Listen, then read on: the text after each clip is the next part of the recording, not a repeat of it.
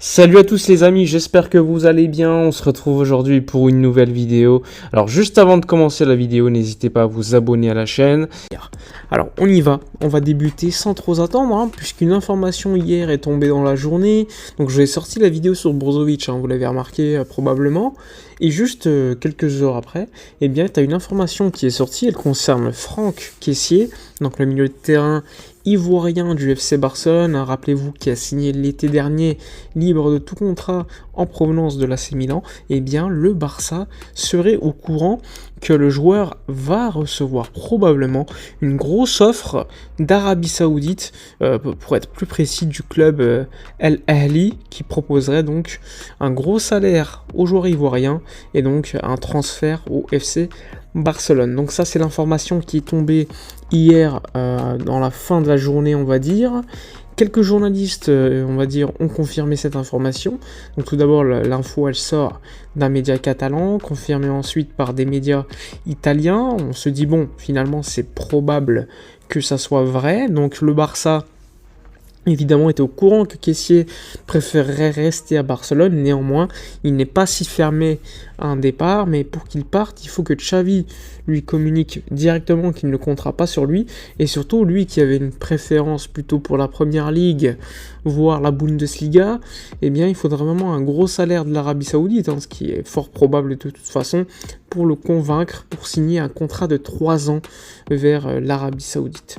Donc au niveau du montant de transfert, pour l'instant il n'y a pas de chiffres qui sont sortis. On sait que le Barça en attend environ 30 millions d'euros pour le libérer. On parle de 30 millions d'euros pour un joueur arrivé libre de tout contrat, ce qui permettrait au club d'économiser son salaire de 12 millions d'euros bruts, plus une plus-value comptable de 30 millions d'euros, ce qui ferait quand même énormément de bien au club, puisque ça permettrait au club, entre guillemets, de gagner évidemment 46 millions d'euros, 30 millions d'euros de plus-value cash et 16 millions d'euros d'économisés en termes de salaire. Évidemment, pour le fair play financier, la Liga qui va changer à partir du 1er juillet en Liga, puisque désormais les clubs qui sont soumis au fair play financier de la Liga seront soumis à la règle du 1 pour 2 et non plus à la règle du 40%, c'est-à-dire que pour acheter un joueur à 1 euro, il faudra en économiser 2 auparavant. Donc avec tous ces calculs et le potentiel départ de Kessié, eh bien imaginez avec la moitié de 46 millions d'euros ce qu'on pourrait faire au niveau du fair play financier. On pourrait homologuer des contrats supplémentaires, recruter probablement Brozovic, etc. Puisque Brozovic, vous le savez, sans transition, le club veut le joueur, il a donné le OK pour signer à Barcelone. Néanmoins, le Barça doit désormais tout faire pour tout simplement pouvoir payer un transfert à l'Inter et donc pouvoir enregistrer le joueur. Et donc pour cela, le club Alemany Deco sont déjà aux manettes pour vendre des joueurs le plus rapidement possible. Donc Clément Lenglet, Umtiti et d'autres joueurs sont sur la sellette. Et ensuite, lorsque l'objectif aura été atteint, tu auras un fair play financier à disposition pour potentiellement offrir un contrat aux joueurs et ensuite homologuer ce dit contrat. Donc pour l'instant, Brozovic, c'est pas fait, attention, il a refusé la première offre d'Al Nassr.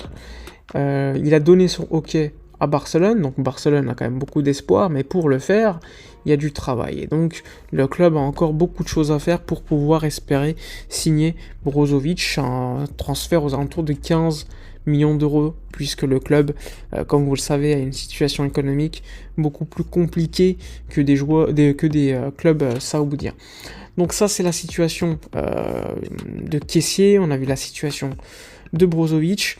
Tu as également une autre situation, elle ne concerne pas un joueur, mais cette fois-ci c'est une compétition en 2025 qui sera lancée par la FIFA, c'est la Coupe du Monde des clubs. Elle sera donc créée, c'est un nouveau format, il faut le rappeler, avec notamment 12 clubs européens qui vont participer, en plus d'autres clubs, que ce soit de la zone asiatique, que ce soit de la zone sud-américaine, etc., etc. Bref, pour y participer, c'est les 4 derniers vainqueurs de Ligue des Champions et ensuite les 8 équipes suivantes dans le classement UEFA.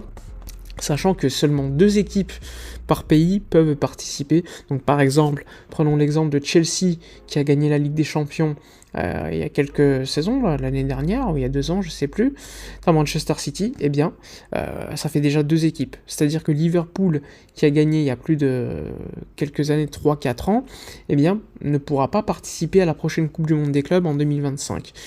Sachant que Liverpool, par exemple, au classement FIFA, est bien classé. Ça permet donc à d'autres équipes un peu moins bien classées de pouvoir y participer. Donc le Barça va participer à cette compétition qui va ramener quand même beaucoup d'argent, puisque avec les droits TV, etc., eh bien, les clubs auront une rémunération quand même très élevée. C'est une compétition qui va se dérouler tous les 4 ans, une compétition qui rapporte de l'argent, qui se déroulera en fin de saison. Donc il faudra voir niveau effectif comment ça va se dérouler, parce que 2025, tu finis à la Ligue des Champions et directement après, tu as la Coupe du Monde des clubs. Donc à voir d'ici là, mais il y a quand même beaucoup de choses à faire. Pour participer à cette compétition, il faudra vraiment bien gérer les 2 prochaines campagnes de Ligue des Champions, mais normalement le Barça devrait bien y participer. Bref, on a fait le tour, on va dire, sur les informations mercato compétition. Xavi a vraiment beaucoup de travail à faire désormais, puisque ses principaux prochains travaux, prochains jours seront surtout pour communiquer à certains joueurs qu'ils doivent partir. Pour moi, c'est la base.